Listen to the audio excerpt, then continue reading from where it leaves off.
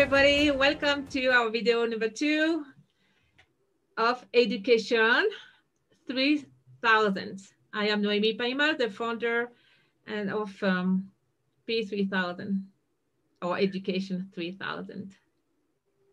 Hi Naomi, hi everyone. I'm David Fegan, the International English Program Coordinator at P3000.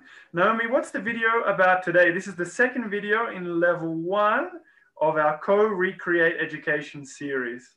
Yeah, it's a nice series, 25 videos, and we will cover all the news on education, update data as well. And today it's a very special subject because we see all the characteristics of the children of today and tomorrow. I have a hard time with this word.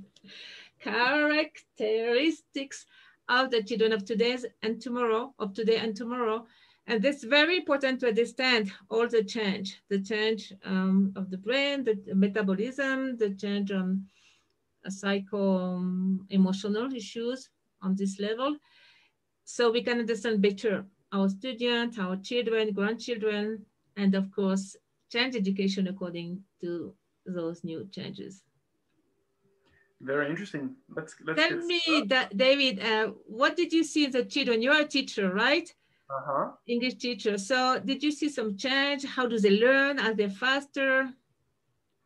Well, obviously a big change, right, has been with technology and trying to move with that. So children are so smart. They're obviously a lot smarter than what a lot of people give them credit for. And a big difference as well. So like I'm from Australia, so I think in my childhood, I was able to be a child for a lot longer, but here in Bolivia, often you see children who really have to grow up a lot quicker because of, you know, the social context, social reality. So children are very quick and they move very quickly as well. But I guess what we want to talk about as well is that the education moves with that because that's not always the case, right? Yeah, it's moving very fast and we think it will move some more. I mean, it's a constant dynamic, so we have to be prepared. And that's why we decided to do those videos or these videos to catch up and to realize it's more easy than that what we think. We have tools, we have many ideas. Education is completely on the move right now. It's like a switch. It's like finally a big change. So we have to welcome those changes. It's not a problem. It's not the problem of education anymore. It's the opportunity to go on and really make a real change in the society, in the way we do things. And I think it's going to be very interesting times, and we're part of it. Nice. So let's get started. So that's why we're really excited about today's video, because it's very interesting socially. I mean, like Naomi, we know you're an anthropologist, so we're going to look at a lot of interesting factors that make up this topic today. So the characteristics of today's and tomorrow's children. Let's get started, Naomi. Many change, of course. And as well to see the trend, where do we go? Maybe in 5 years, 10 years, it will be more different even. So we really have to know these facts and the change and the tools and what to do and not to do and what is our part. We are all concerned by education. And please, I want to remind, it's a beautiful adventure. It's amazing. It's not, as I say, the problem. We have to recognize all those changes, the capacity of the children. They are fast, most of them very bright. Sometimes we don't realize, as you said, we don't give them all the credit. We have several levels. So the 3 levels that we're going to look at, and these might be surprising changes, physiological, psycho-emotional, and neurological changes. So Naomi, how could you explain in a little bit more detail some of these surprising changes? Maybe you've seen these as well in your experiences, I imagine, in the last 20 years as well. Yeah, we studied that for 20 years. We made stats. We will share that with you, some statistics. Physiological, it is a metabolism. Even the metabolism, the physical part of these children is moving, is changing fast. Psycho-emotional, the emotional issues is a big deal now. And neurological, the way the brain is working, the way they learn, and we do as well, is really, really amazing. So we offer you to cover that today and see yourself, maybe think about your grandchildren or children or students, see what's new in them. If you have little ones, what catch your attention, and please try to relate with what we are going to cover today. Those stats, do you want to help us, Dave? Yeah. So sorry to cut you off there. So here we've got a graph. We've got, it's about self-taught and self-developed children. So P3000 did 2 studies with the University of Baja California in Mexico. These studies were in 2006 and later in 2013 with children from 5 to 8 years old. So can you tell us a little bit more about this 83%, Naomi, that you guys discovered in the studies? Yeah, we did the first one in Bolivia, and then we can you say cross out? We checked or cross out the data? Maybe cross-referenced? Cross-reference with another research we did in Mexico, and we had basically the same results. So we are pretty sure about the new trends. Or maybe not that new, but at least we realize now something is happening. 83% is all the children combined as very positive result. 83 children out of 100 have good results. Good result will be more than 80%. It was 100 questions. So more than 80 questions were positive. I mean, they are the mark, which is high. Self-taught, they learn by themselves, or didactic, I think in English. Yep, autodidactic. And self-developed. This is based on the research of Abraham Maslow. And this is very good. That's good news. Dear teachers and parents who are listening to us, if they are self-taught, why do we worry so much? Let them learn by themselves, do their research, teach other kids, share, do their own approach, own project. They are incredible, and they work much better that way because they are motivated. That makes sense, right, David? It makes perfect sense. It makes perfect sense. That's a very good news, but it will change completely. I mean, the way we design education. It's the protagonism is switching to them, and we are just the person who accompany. We are just the person who are giving emotional support. Potential support, and the person who can organize the project or help, but we are not the one who teach anymore. And that's the revolution. It represents a strong shift because I'm sure you can remember, Naomi, some teachers who just talk and talk and talk, and it doesn't really help you to learn necessarily, right? Yes, and the teacher won't be tired anymore because it's tiring to talk and talk and to maintain silence and to always provide. So teacher, that's the good news. We will be more relaxed and less tired and more fun. We will have more fun. And this is good news too, because if the protagonism is toward the children, that means in the next society or the future society, the protagonism will be to the citizen, to them, because they will have the habit to be responsible, to be in charge, see if they have an idea, instead of criticizing or criticizing. Thank you. They will help and they will have ideas. This is called lateral thinking, and we will talk about that. So this is really the way we should focus now. And it's certainly not possible. It's a must now. Second one in our stats. So the second one, the right hemisphere and the fourth brain, and 82%. Can you explain that a little bit more, Naomi? Yeah, we had a test to see if the right brain is like active and developed, and the front lobe here is called the forebrain. And yes, we had a surprising result of 82%, meaning the two hemispheres are working at the same time. The right hemisphere, which is creativity, which is art and spirituality, is really functioning well in small children, especially. And I'm sorry to say, and usually before they go to school, but I'm talking about the old system. Now we are in the new one. And the forebrain is very good news too, because this part of the brain here, when it's activated, it's more active. It's called the execution brain. It can, from an idea, go to the action. It's an humanistic brain, very with a lot of altruism. And it's a brain of the future. It can project. So it's really what we want in education, to activate this brain.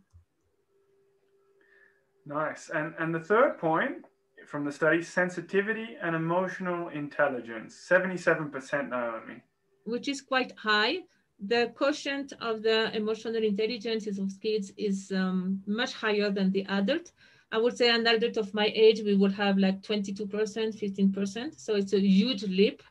And it requires an education that offers techniques for emotional intelligence, techniques for how to deal with my emotions, self-esteem, and so on. And it's very important. I would say it's more important than even math or physics or chemics to start to deal with our own emotion and the emotion of the other person. We will do a video only on that, I promise. Definitely, and we can also see, because we're also seeing, like from the first video when we talked about some of our pillars, you know, like collaborative learning. So if we think about the first point that we looked at, that, you know, teachers can start to sort of like take these points, these results, and reimagine a little bit how they teach, and it's more collaborative. The child has more say, and that's beneficial for them. And this point here with developing emotional intelligence, that's obviously going to affect society in a positive way. It does. And teamwork, of course, as you said, it's vital. Now everything is in team, so we have to know that from very early age. And it goes with nonviolent communication as well. Yeah, there is a lot to talk about that. We're going to talk about some of this in the second series of videos. For example, psychic abilities, we're going to look at more depth in the second series in level 2 of the videos. Yes. But just to bring it back to the present, here we've got sensitivity, intuition, and psychic abilities, 44%. So I imagine a lot of our viewers might want to know a little bit more about what that means and what that statistic represents, Naomi. Yes. Yeah, it's like empathy. Now it's called high psychic empathy level. And 44% is very high. It's hard to measure, I recognized, but we tried our best, and we had a lot of report from teachers as well, especially with very small children, and they say, yes, we see we can notice really this kind of abilities, including sensitivity, intuition, and even psychic abilities. And that's good news, because it will be a society much more empathy, with more empathy. So, This is a resume. A summary? A summary. So we've got a lot of very important qualities there when we're talking about children: self-taught, independent, precocious, sensitive, rapid, lateral thinking, loving nature, digital natives, as well as we discussed earlier. We can see that technology is playing a much bigger part in our learning. Multitaskers, bright, high level of emotional intelligence, empathetic, intuitive. And the last point, they get bored with schoolwork.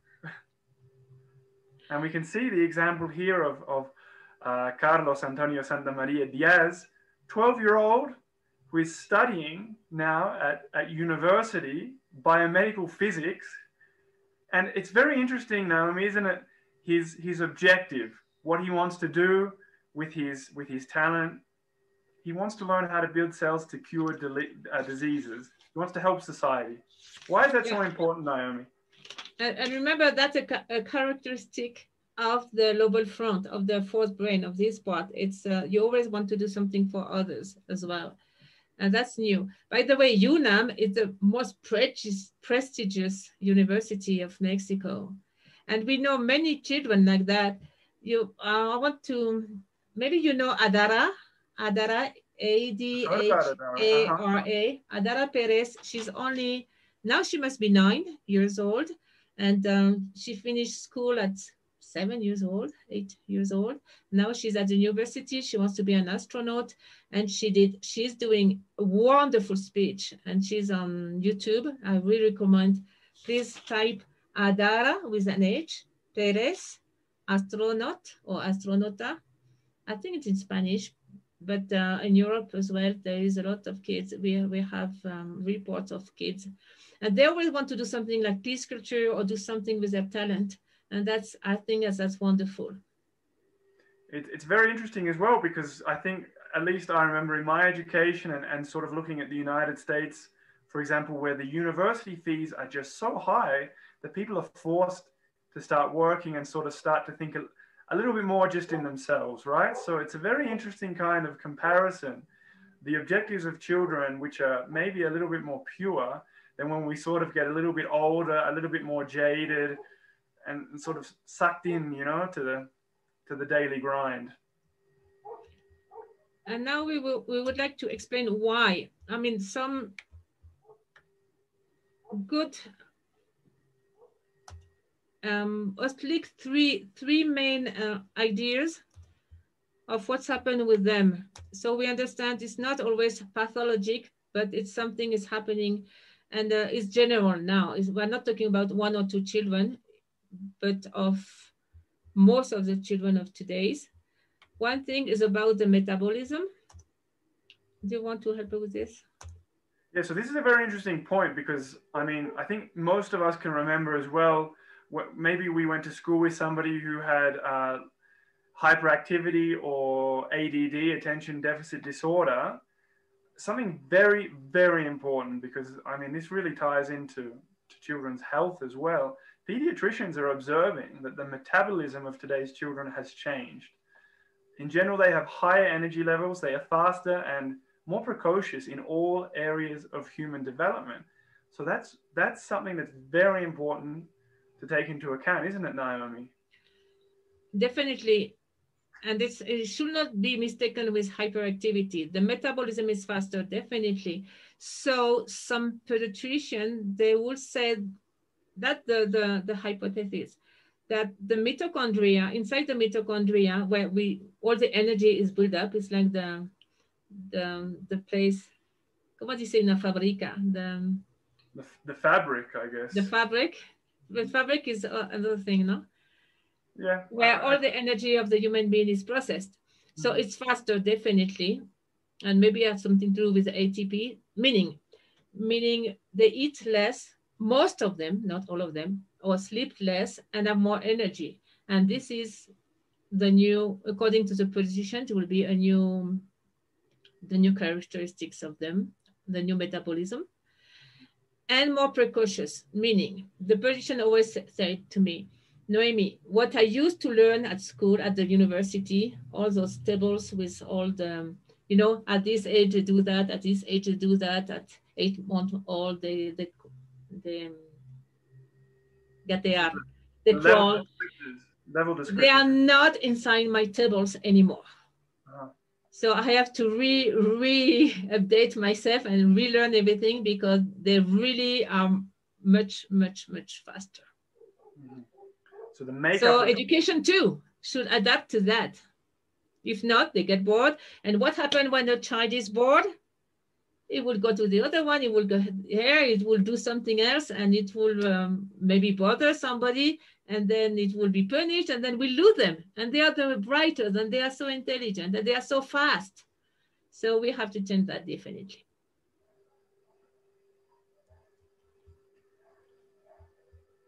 The other one is called larger perception, or hyperesthesia.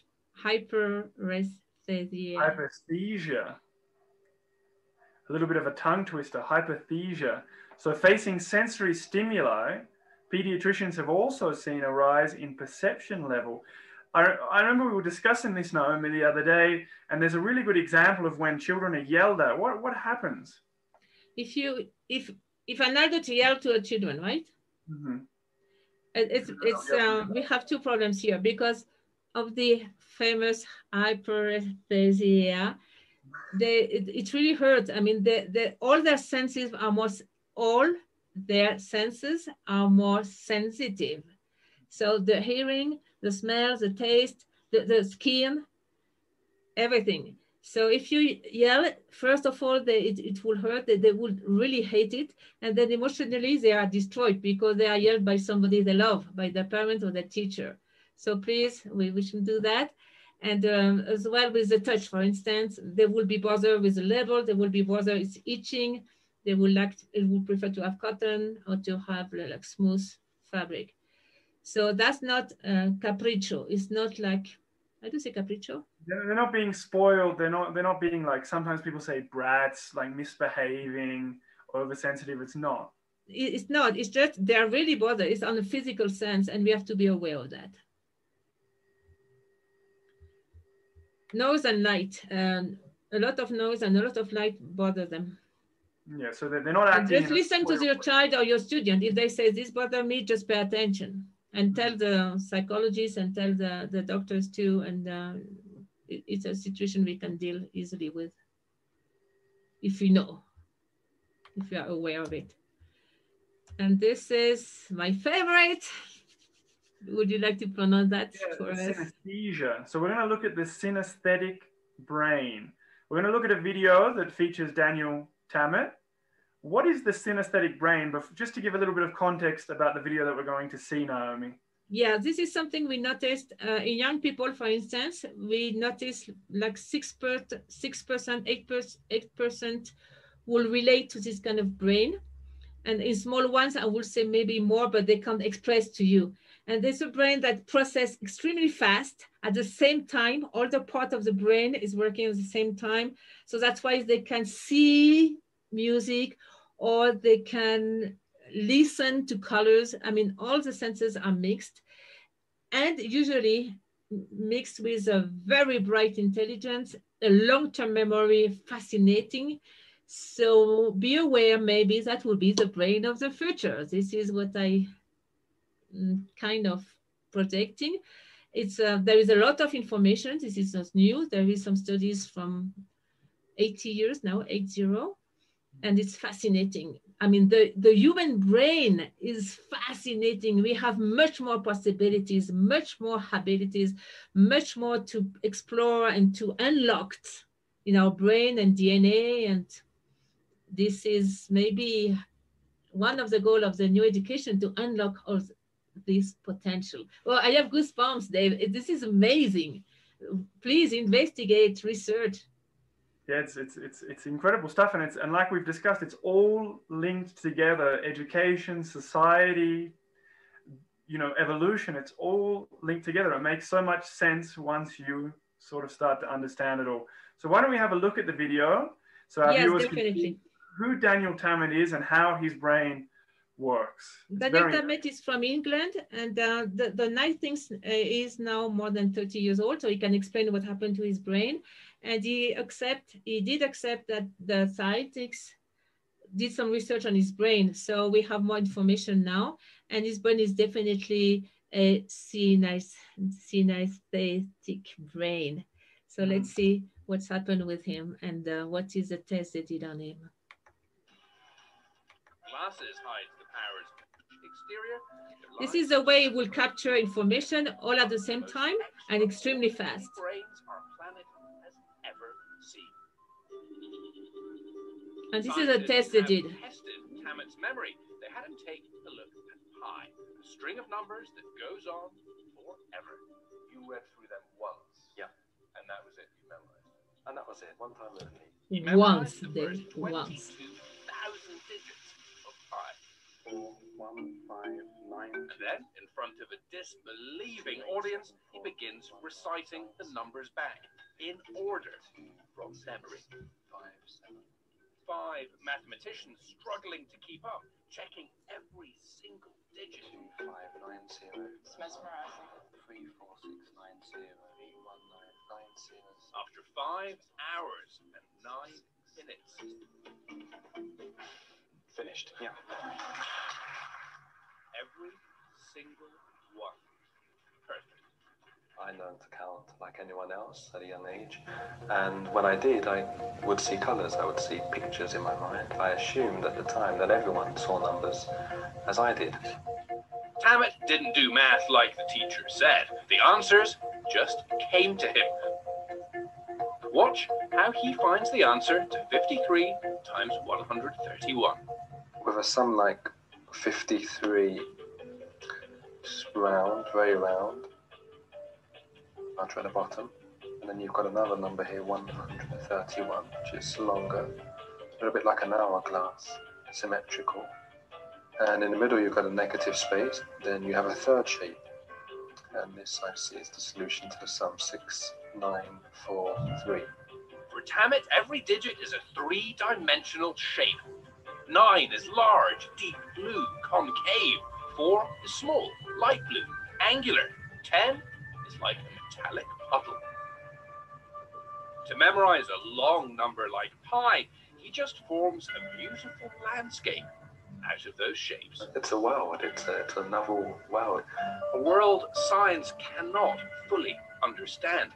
Tammet has Asperger's syndrome, a form of autism that makes him unnaturally obsessive, focused. He also has something called synesthesia. In a normal brain, different parts don't talk to each other. In Tammet's brain, they do. That's why he sees numbers as beautiful shapes and color. They call Tammet an autistic savant, like Rain Man. Do you know how much the square root of 2,130 is? 46.15192304. 2304. Most savants, like Dustin Hoffman's character, find normal life social interaction almost impossible. Were you bullied at school? Yes. I would have gestures, flapping of the hands, for example, walking in circles. And the other children would repeat that back to me, tease me, call me names. But these days, crowds flock to hear Tammet speak. The most extraordinary brain. His name is Daniel Tammet. I realized, that So, mira, él ahora tiene conferencia, habla de todo. Es extraordinario su vida. It is extraordinary. So he has conferences, yet it's interesting how the qualities that maybe at school perceived as weaknesses, we later discover, because we're, with education, we're always learning, researching, investigating. These are actually amazing strengths. I mean, like for most people, remembering phone numbers is kind of like difficult enough, right?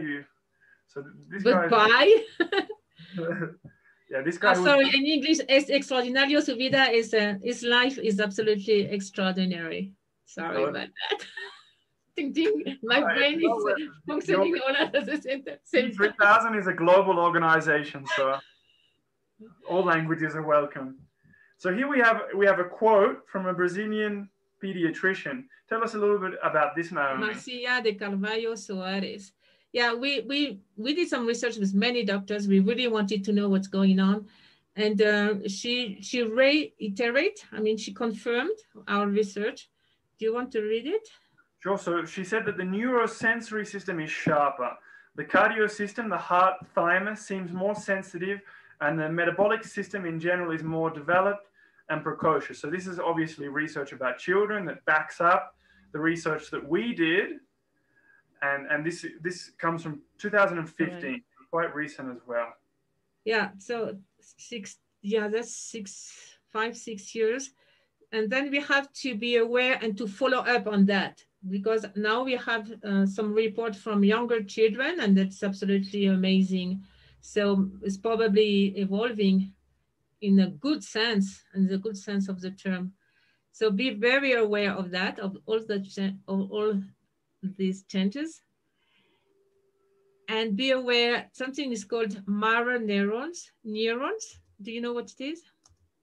I don't know much. So, sorry, yeah, mirror neurons. Tell us a little bit about. I know a little bit, but I'd also like to know a little bit more, and I'm sure our viewers are curious as well. We've got a quote here from Giacomo Risolati. And this study starts in Italy, and the physiologists, the scientists, they figure out there is a lot of cells in the brain, especially in the frontal lobe, the fourth brain we were talking about, and it's called mirror neuron. They can feel and capture the other person, and this is linked to the emotional intelligence actually, directly. So they can really, it's like feel and understand the other person directly, mirror to mirror. It's like when you laugh, everybody's laughing at the end in a group. This is because of the mirror neuron. And it's very, like, as Risolati says, they produce a powerful capacity for empathy, Strong word. If that's the future, we are in good shape, because then you have empathy with animals, with nature, with all the levels of life, with your girlfriend or boyfriend, with your family, with your student. So it's really very good news, and it's a good idea to develop those mirror neurons. There is some techniques, and from education to really help this part of the human being to be more aware, more developed, more in empathy, more in tune, and recognize it. It's not a problem. It's wonderful. Empathic a person with a lot of empathy, a wonderful person. Yeah, I like what you said, Naomi. If we're able to develop this capacity, we're going to be in good shape for the future. Definitely. And here we have 9 main points about emotional intelligence from Dr. Daniel Goleman. That children are extremely fast, immediate, persevering, assimilation of the whole, acute perception, collaboration, again that word, association trigger, art and spirituality, personalized thinking. So maybe you can unpack some of these ideas a little bit more, explain a little bit more about these, Naomi, and why they're important. Yeah, and then you can notice it's linked to what we saw, because acute perception is linked with hyperesthesia. All the senses are more accurate.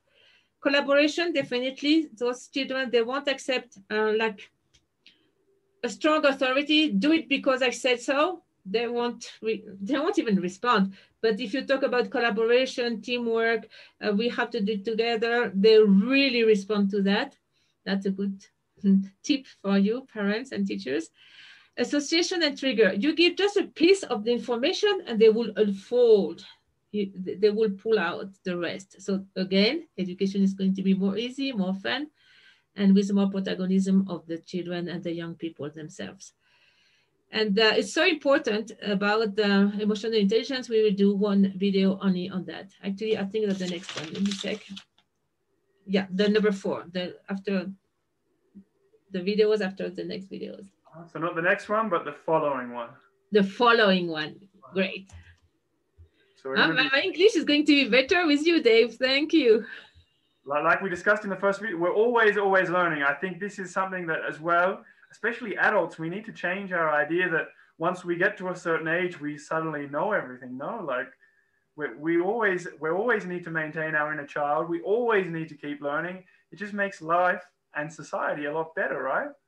Yeah, as I told you on the first video, I'm French, so that's why I have a French accent, and I'm so glad David is with us for these videos in English. Frontal lobes, the fourth brain, so important. We will do another video only on that because it helps you with lateral thinking, which is extremely important, even more important than critical thinking. It's the next step. Creativity, execution, altruism. This is the part of the brain of the future. I think the evolution will be here. It's going to grow. No, it's a joke, but we have this part really activated.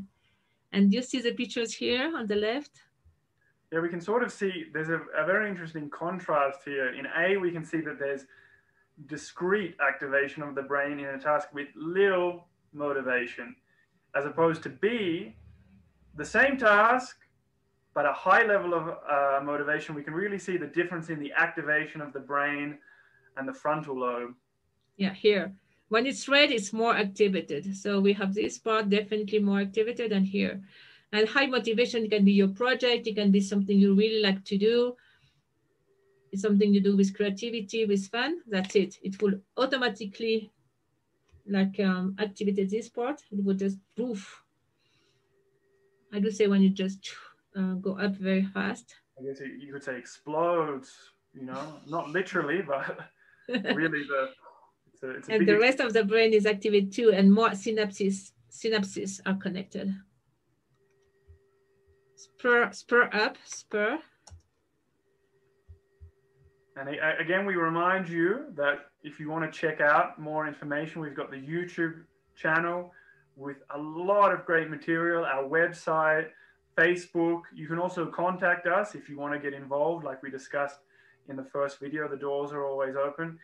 These links are all below in the description, and we might as well provide some of the links to the videos as well that we discussed and saw today. So what's the next video in our series? The series, I remind you guys, Co-Recreating Education. This is level 1 of the P3000 series. It's a series of 25 videos. The next one, so interesting, neuroeducation. We will see what the neuroscientists are telling us, the tips they have for us, and that will be our video number 3. Thank you so much. If you're on YouTube, you can subscribe, and put some comments, and put a like. Awesome. Thank you so much. And please go on and do your own research too. Go on YouTube. You can interview your doctor, your pediatricians, interview the teachers, listen to your children and young people. They would probably be they will be so happy to tell you more about themselves. So this is a fantastic time. Thanks, Naomi. Thanks, everybody. So we'll see you for the next video, number 3 in our series. Bye. See you. Bye. Take care. Bye-bye.